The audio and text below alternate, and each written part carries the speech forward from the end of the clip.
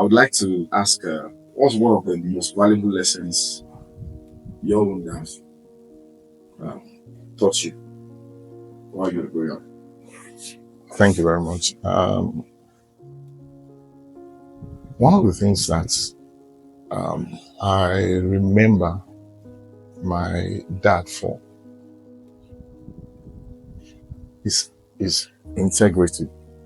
You know, my late dad happens to, one of the things he was doing that I knew him to be doing is this thrift collection at job. I know he works. He worked with these market women who are selling what they called Hakudu. So he happened to be the one that keep records for some of them, like their secretary, and then through that, he has a lot of work relationship with most of them, and then collects this daily contribution from them. And not one time did I ever see a situation whereby they are accusing him of doing something not ethical or whatever, whether it has to do with in relation with women or their money. So I mean, I learned that from him.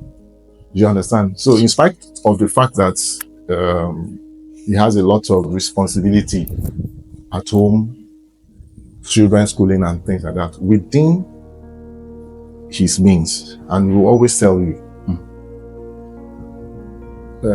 want your money to share. You understand? So I learned that from him, his humility, because I'm sure during the course of his interaction, working relationship with them, if I insults, It's inevitable. It's inevitable. But for him till he died, that was what he was doing, and it was from what he was able to make that he even sent my elder brothers to school and myself up to university. I think. So you made a statement that I heard growing up, but I don't think I hear it as much any longer. Not see young when it don't shit. I don't think people in my generation, I mean, they may know what it means, but I don't think they even say it, because I have friends of my age that have their own children now. Maybe they have younger ones, but I don't think they say it as much any longer, because we hear it in movies a lot.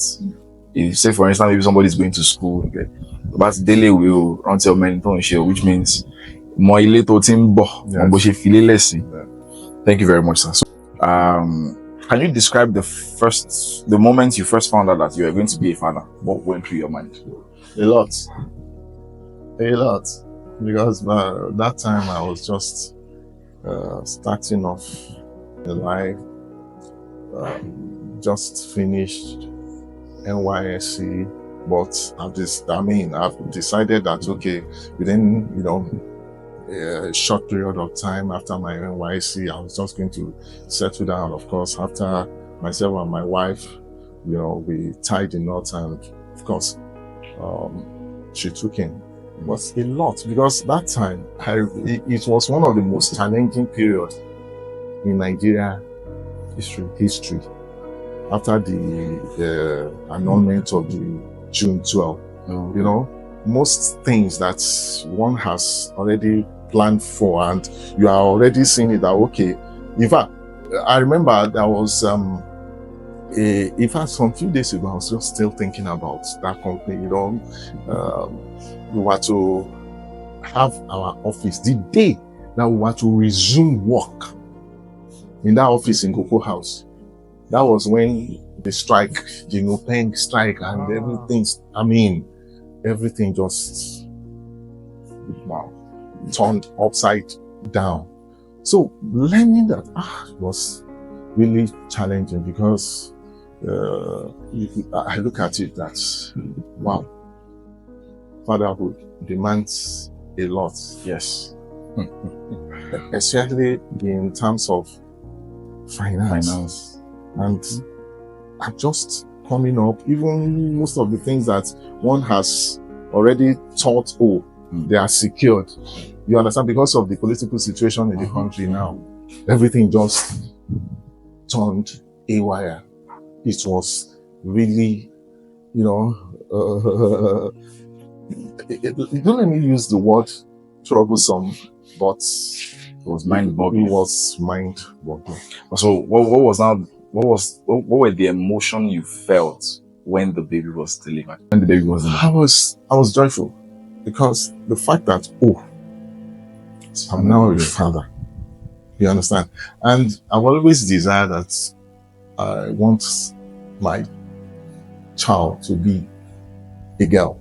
And when it came out to be a girl, wow.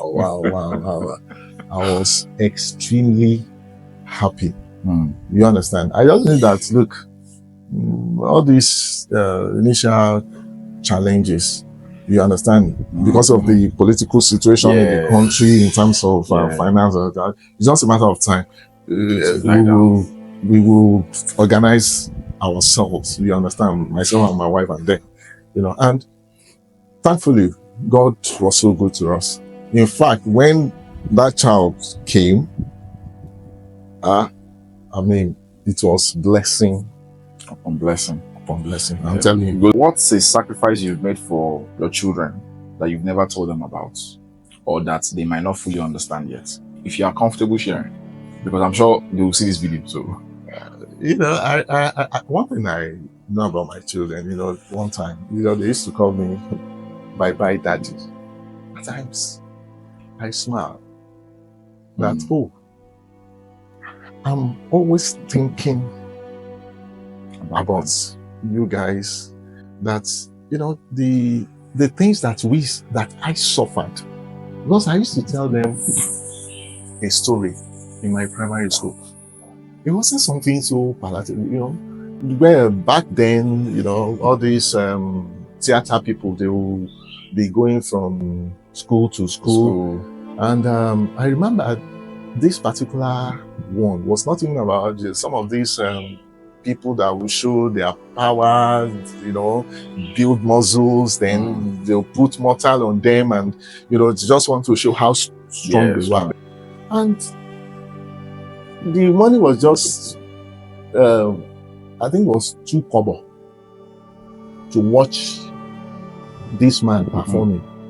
Of course, my parents were such that, look, apart from they feed you, buy your school uniform and school books, there are some extras that they will not entertain, that you want to go and watch, and I should give you 2 kobo.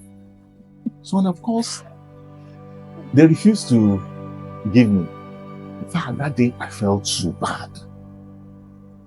I used to tell them that story and they would look at me and say, you mean? And it's like, would that ever happen to us, that we will ask you for something and you... And at times I look at them when they call me bye-bye, that there's some things I do for you. Now, you might not actually understand why I'm doing them. Do you understand? Yeah. But in future, you get to know why at times I think ahead. I think ahead. For example, I'm just saying this, back then it wasn't so common or fashionable to have, in this our area, to have broadband internet. Yes. Since 2009, we've been using it in this house. Wow. When even my children were in, some of them were in, I think it was only probably some of them were still in primary school. So they were being exposed to these things. Yeah. You understand? So that's the kind of person, I am. You understand? And I sacrifice my own convenience at times, because I look at myself, the way I am, that, okay, what's the definition of success? The success means different things to different people, depending on probably what you see as being successful. Mm-hmm. I tell myself, I think it was last month, I was just thinking, I'm a successful person. If God has helped me to train 3 kids who are graduates now, I think I bless God. You understand? I've added assets to Nigeria, not liabilities. Yes, that's right. You understand? Right. What has been the most unexpected, joyful part of being a father? I remember some couple of years ago, I think I was listening to somebody, or probably I read a book that says, it's a privilege to watch a seed grow. So each time I look at them, back then, I remember my boy, he did one funny thing some years back when we were, I think it was just around maybe 3 or 4 years. There is this bottle of cream. My boy took that bottle of cream and rubbed it over his body. And he rubbed it in such a way that he could not even open his eyes, and was like, and of course, when we saw him, we were seriously mad at him. In fact, that day I was looking for a photographer to take his picture. So that when he grew, I'll show him that. Look, if you are scolding your own children, I say, what you did, you did. You understand? So watching him now, mentoring some people, that's like, man, what a wonderful privilege to watch a seed grow. What has been one of the toughest challenges that you faced as a father, and how you navigate it? Because I know unlike my own generation, the way we were brought up is quite different from their own. In fact, I used to tell some of my elderly brothers that, sir, it's challenging to be a parent right now, because there are a lot of distractions now. A lot. Unlike our own days. A lot. Unlike our own days. It's a lot of distractions. During my own time, there was only NTA or Nigerian television. So they will not start until 4 p.m. And after news cap, 11 p.m. It's done. In fact, even some of the stations by 10 p.m. they are gone. But right now, when I was even bringing my own children up, there was nothing like Android or iPhone. You understand? So to an extent, what we had probably was a bit limited. Even some of us, we didn't really have DSTV in our homes. Probably the best you could have was a video gadget. Yes. To an extent, you could control yes. that. You understand? But now, unlimited. Everything is really challenging. So yes, back then we could say, okay, we had some challenges because the level of distraction during their own time was much more compared to but right now, are you fearful for the next generation of fathers? I will not say fearful, I'm concerned. I'm concerned. Because the rate at which we are going, the speed at which we are going right now. What do you think can be done to at least curb or control or reduce some of these things? I think I'm somebody that believes in the Bible. I believe it's in Proverbs that the Bible says a child left to himself will turn to ruin. One of the most challenging things in our own time right now is that a lot of children are left to themselves. They are just, people have abdicated their roles, especially fathers. In fact, I'm sorry to say, that's like I don't say the brotherhood. I understand. I'm so much concerned that men like me, we are becoming more irresponsible. Yes, we always think in terms of money, that's okay, responsibility that, oh, should I pay their school fees? Much more than that. Your life, does it mirror what these children wants to be? You understand? You see, a lot of us, we all just think in terms of money and sex. That's all. Money and sex, money and sex, money and sex, money and sex, money and sex. It's so terrible. And as a father, I think, in fact, and that motivates me a lot. I believe so much in the power of prayer. Life is spiritual.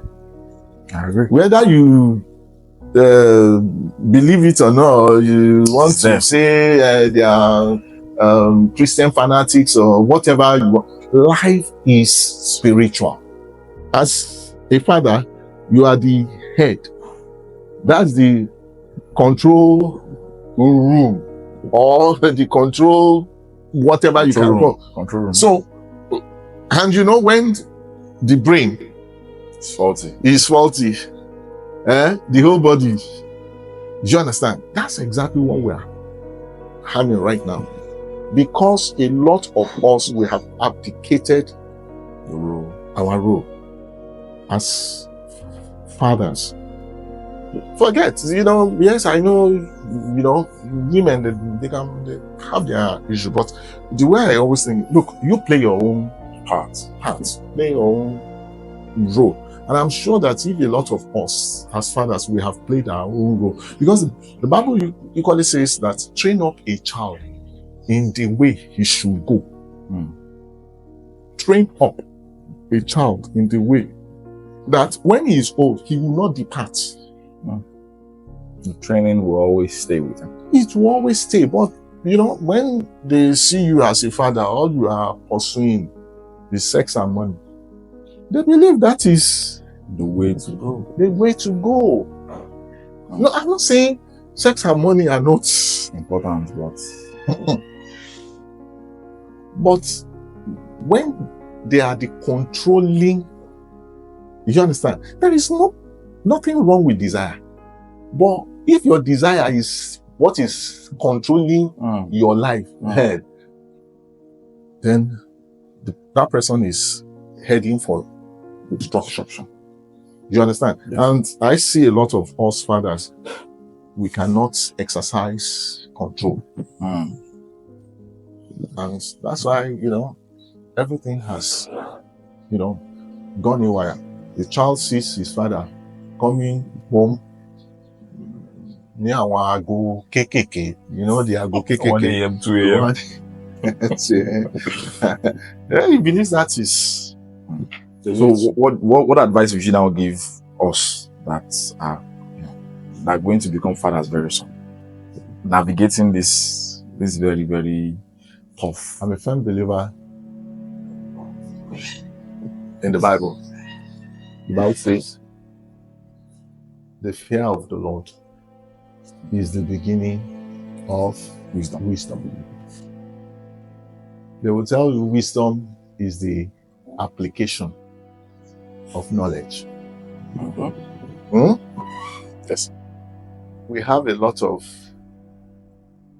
knowledge now. The whole world. In fact, with AI now,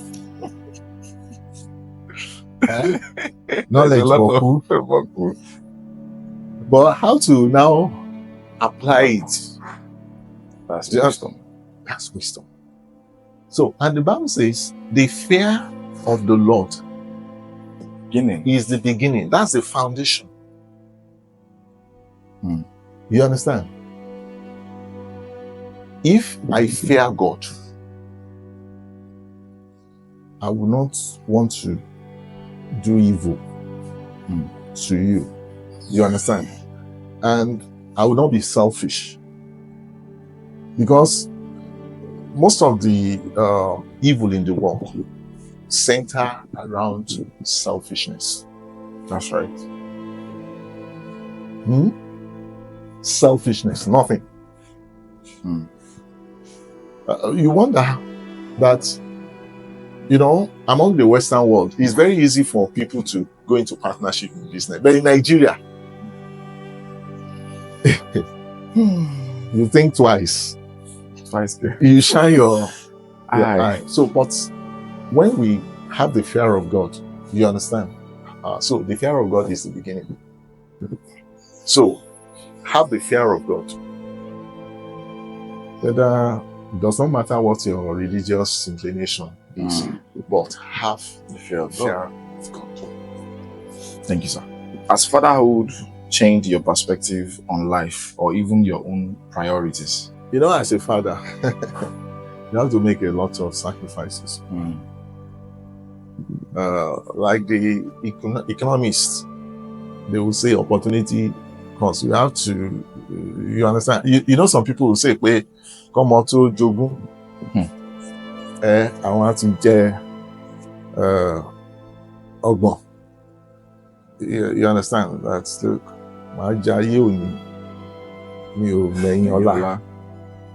you understand? So as a father, you really have to make a lot of sacrifices, especially now, sir. When we were being brought up, we went to free primary school, free secondary, free university. Now, now from crèche, I'm even crèche. That's, let's say, even about 3 months. From 3 months, you know how much are being paid by parents? A lot. But some of us, you know, we have abdicated, you know, the challenge to mothers now. I have a lot of cases of people who are very close to me as mothers who have to take up the responsibility of the father. Even I had one recently. You know, I remember he was a good friend of mine. And about 13 years ago, he walked out of the marriage. So it was the woman that took up the challenge. And those children were in their secondary school. She took up the challenge, saw the children, you know, seeing a child from SS1 through SS3, then higher education. The child is now in UK, doing excellently well, and now you are now calling the mommy that out of the dollar that the child is sending to you, she should not forget you. Where were you? You are alive. But and it's not, it doesn't necessarily mean that you have to have millions You know, at times, even if the little that you have financially, you contribute, but you are there to give the moral, the spiritual support. Even when people like us were growing up, it wasn't only my father that did the financial aspect of my upbringing. I could still remember that my mom was contributing even in my secondary school. I remember, you know, they used to give me 50 kobo to school. My dad would give me 30 kobo. My mom would give me 20 kobo. So even the mom too was contributing. So she was contributing. In fact, I remember I used to ask my mom to keep the 20 kobo for me. And when I used to buy something for myself, I call for it. So it wasn't only my dad. You understand? Yes. So whatever the little you still have to give. I mean, fantastic. If you could tell your younger self one thing about fatherhood, what would it be? My younger self about fatherhood. Yes. I'll just use this verse of the Bible that weeping may endure for the night, but joy comes in the morning. Like I told you, it's a privilege to watch a seed grow up. When I see my wonderful kids now, at times I laugh. It's been God all the way, anyway. But it wasn't without, you know, some pains. You know, at times it was not even easy. Thank God for my wife for her support back then, even to pay school fees. It wasn't that easy, but you know, right now I look at them, they are on their own. It's a thing of joy to me. You understand? So, like I used to sell some young ones who are running away, you know, that I tell you, look, even if you postpone it, I'm sure if some of them started the journey 5 years ago, the costs back then.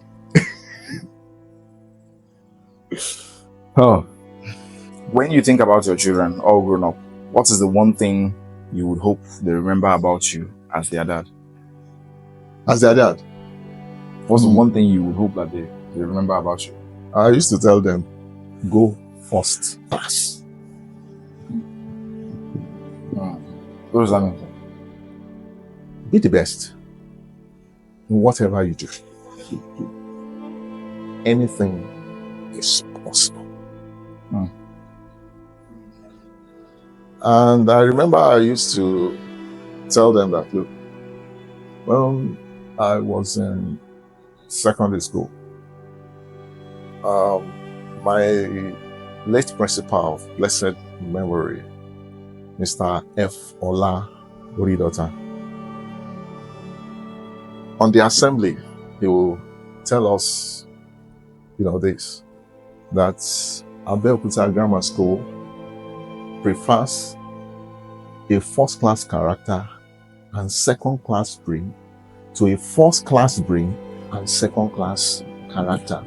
And he will say after me, my character is greater than my books. I tell them, go first class and be a person of excellence. Excellent character. Be respectful. Have humility. Because God even says he resists the proud, but give grace to the humble. Whatever you are in life, whatever I am today, is by the grace of God. It's not because I know how to do things or I know how to network. You can do all your networking without God factor there. It is nothing. So I tell them, be the best. Go first class in whatever you do. Don't just do, even if you are giving service to somebody, go first class. Go first class. And you see it now in our society. What comes to mind about most of us now is money. Money. The love of money, and is the root of.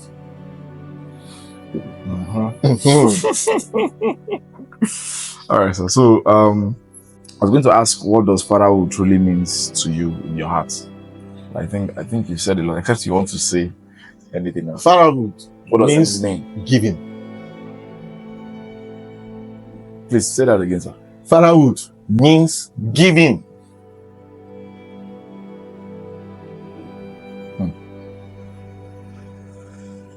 Anything specific? You give in whatever you can think of. You give.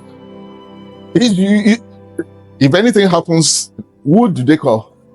To do what?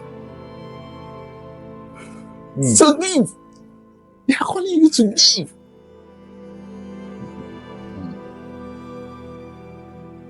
Fatherhood means giving. You give to your spouse. Give.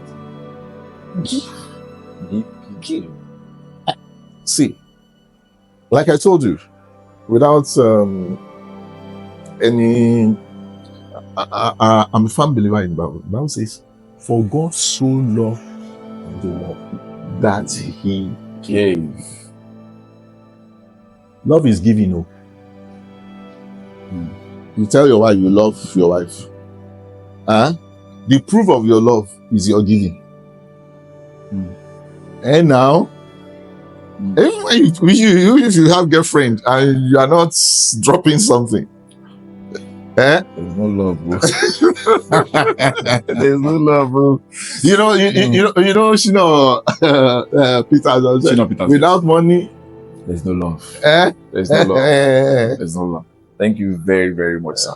My name is Mr Adebari. I celebrate the Father's Day with all the fathers in the world. Happy Father's Day. Yeah, my name is Isaac Ifeoluwa, aka B.I. Love. The latest father in town. Being a father is a different thing entirely.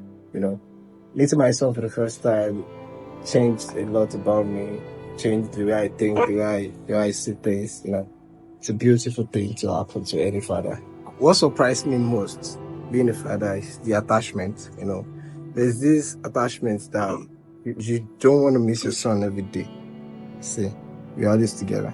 You see, he likes food. Yeah, my biggest hope in future is to see my little boy become someone of it for himself. Someone I'm proud of, and I want him to be proud of me. I love you, boy. Yeah, daddy loves you.